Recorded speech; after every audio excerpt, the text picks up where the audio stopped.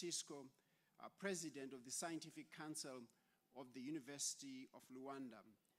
Ladies and gentlemen, we are gathered here this morning to listen to a unique SADC public lecture to be presented by the 5 highly qualified and experienced individuals whose focus is building research capacity and innovation ecosystems for a sustainable, industrialized SADC economy in the sub-region.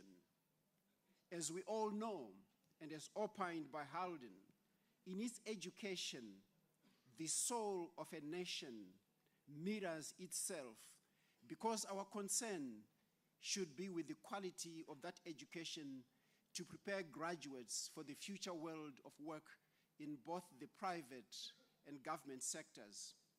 For us in Zimbabwe, a heritage-based education 5.0 is our vision and methodology for redefining, rethinking, and reimagining the form, the content, and orientation of our education system from primary to tertiary education and university education in particular. Our first speaker this morning, ladies and gentlemen, is Professor Paul Mafumo, who is the Vice Chancellor of the University of Zimbabwe, and our host in this fine institution and fine facility.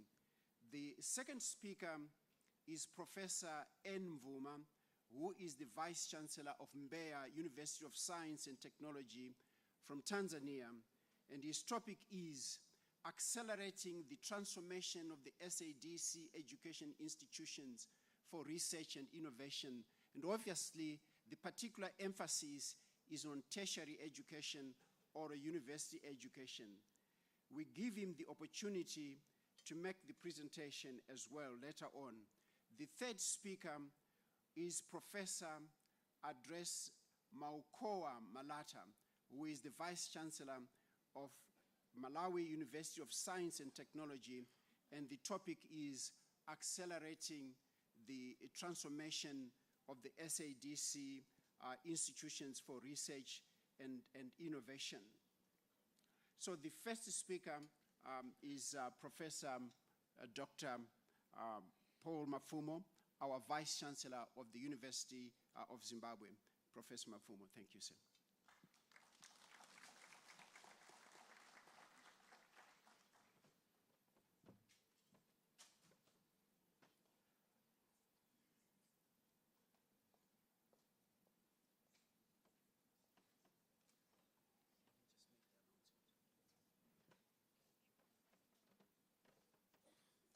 Can I please call our august panelists from the countries that I've mentioned, who are sitting on the right, to come and take your seats on these white or cream chairs. Thank you very much. Muito obrigado.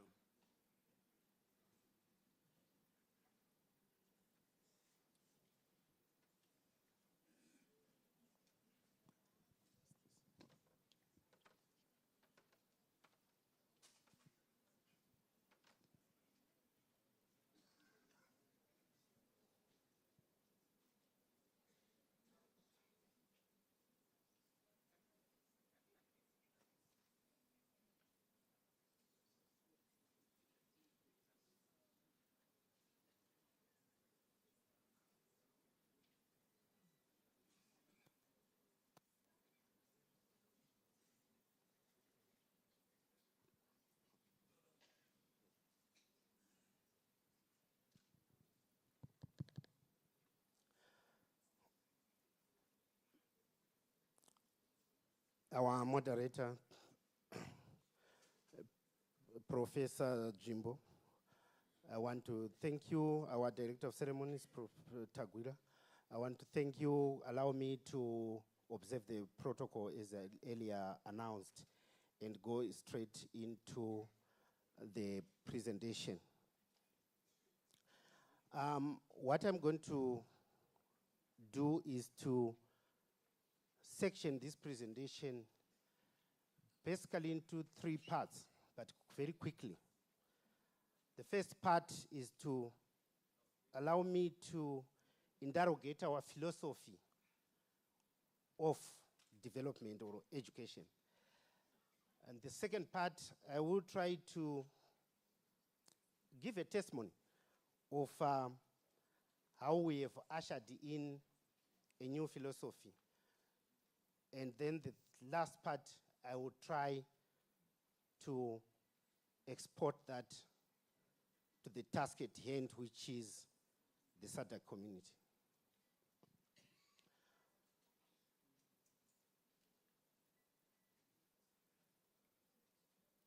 First, I think we want to appreciate that the very reason for most of the work that we do, we are seeking change for the better.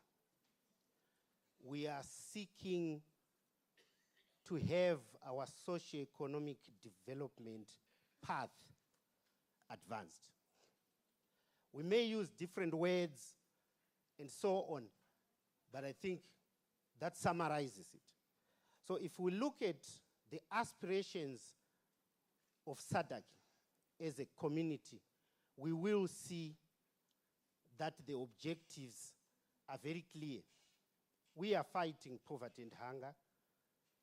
We are trying to create opportunities for people to better their lives through employment, good health, infrastructure that we develop, just the standards of life, and also to have peace and freedom, to be our own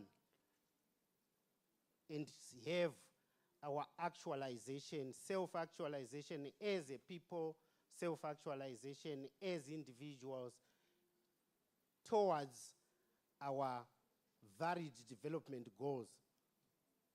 And I put there the SADC map just to show who is SADC.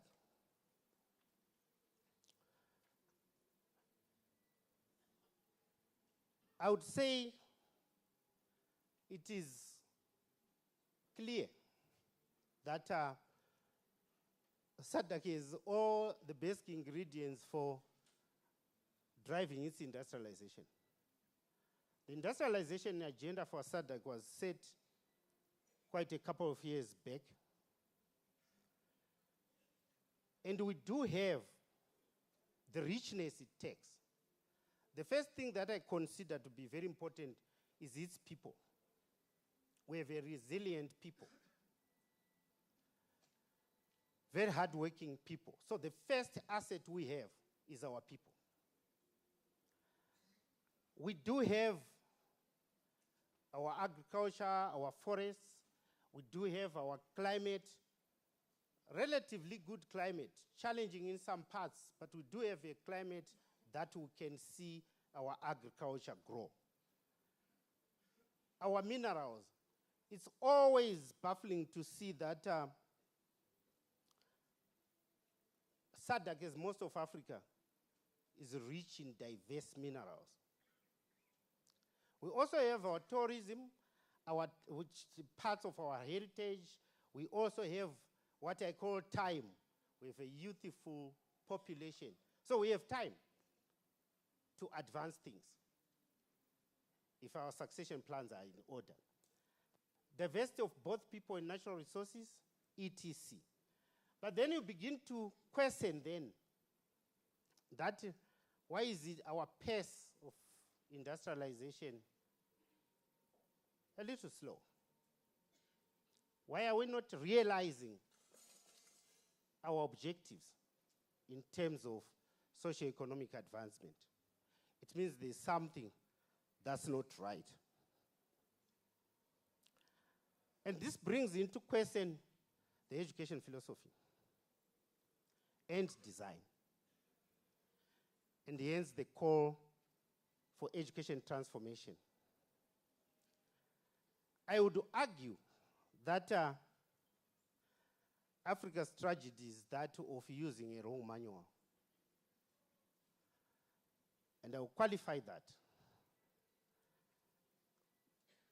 But first I want to say we are often schooled and socialized to accept that we come second, third, and whatever number, to the extent that we lose our self-esteem, we lose our dignity, we lose our pride. And we tend to then get socialized to accept that. And that's where my fundamental problem is. And we can give more evidence of why we struggle to feed farmers. Ideally, farmers should feed us. So those paradoxes, we educate so that people search for employment. After sending your child to school, when they are finished, they come back to the mom, to the dad, and ask, so where do I go to work? But you think you are done. You think I have sent you to school. Even come back to the university and say, so where do we go? It's ironic. So is this education an education that breeds poverty? And that takes me to my next point. I bring to your attention this concept of a purposed education or purposed knowledge. And what I mean by purposed education is that education can only deliver what it was designed to deliver. I'll give you an example of a car.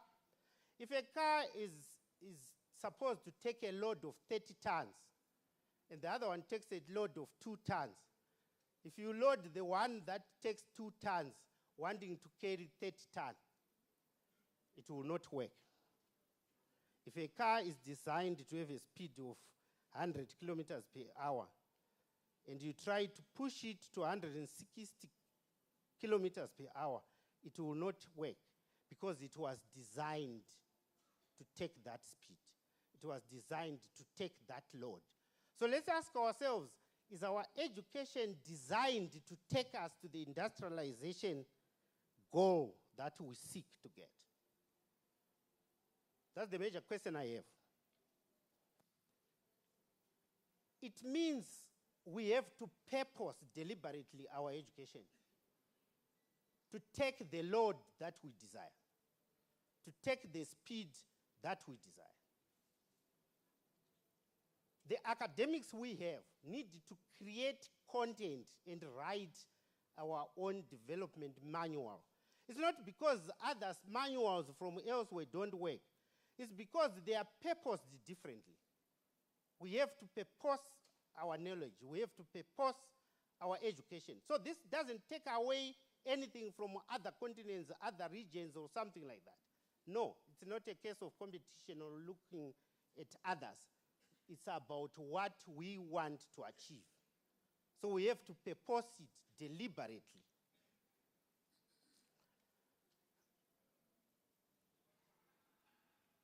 This text led me to our case study that I'm using as a case, which I have called a presidential challenge, to just say, if you don't produce goods and services, our education will not take us anywhere. So there's a sense of wanting to purpose the education. And going further to introduce a new philosophy of a heritage-based education 5.0. It's not a curriculum, it's a philosophy. We then, as universities, underwent a radical